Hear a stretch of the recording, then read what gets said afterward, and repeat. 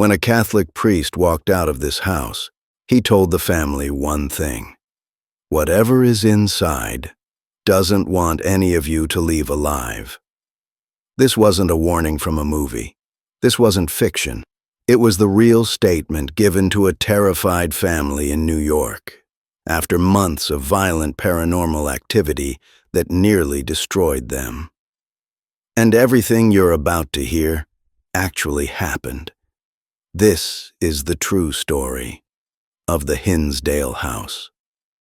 In the early 1970s, the Dandy family moved to a quiet farmhouse on McMahon Road in Hinsdale, New York.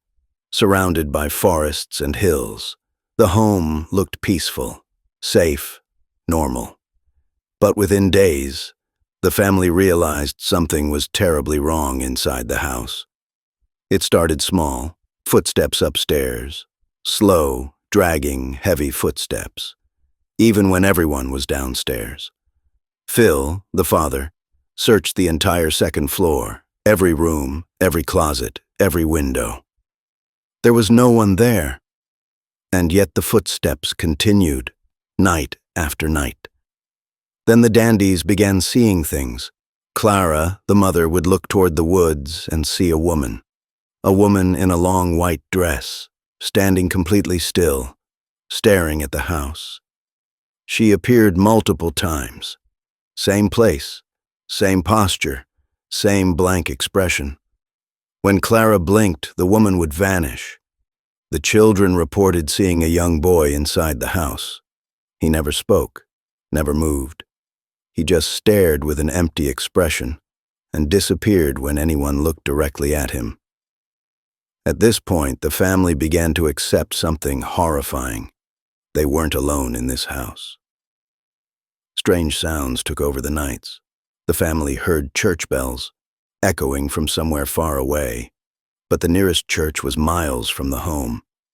They heard chanting too, low, rhythmic, almost ritualistic humming, as if a group of people were singing in the distance.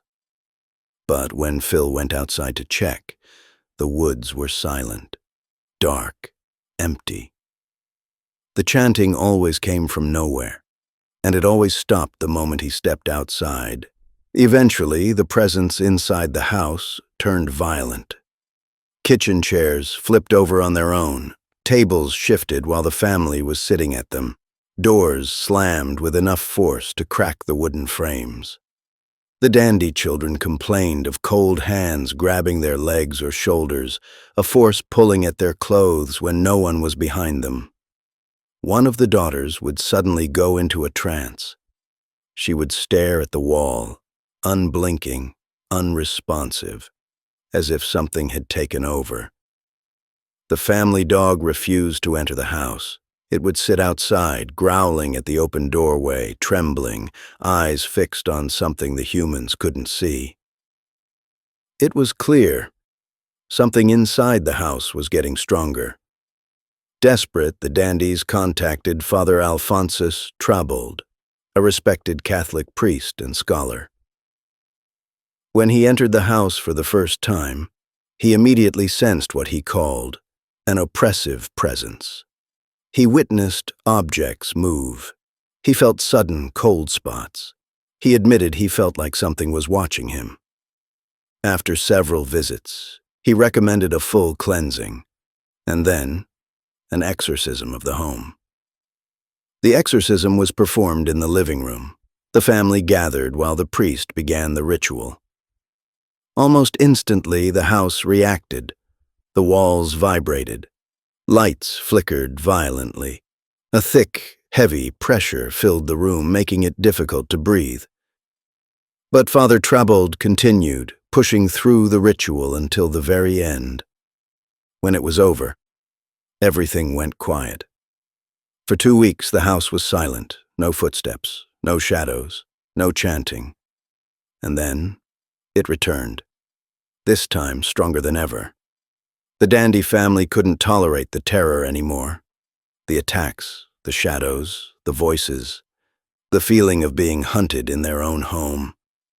They packed their belongings and fled the house. They never went back.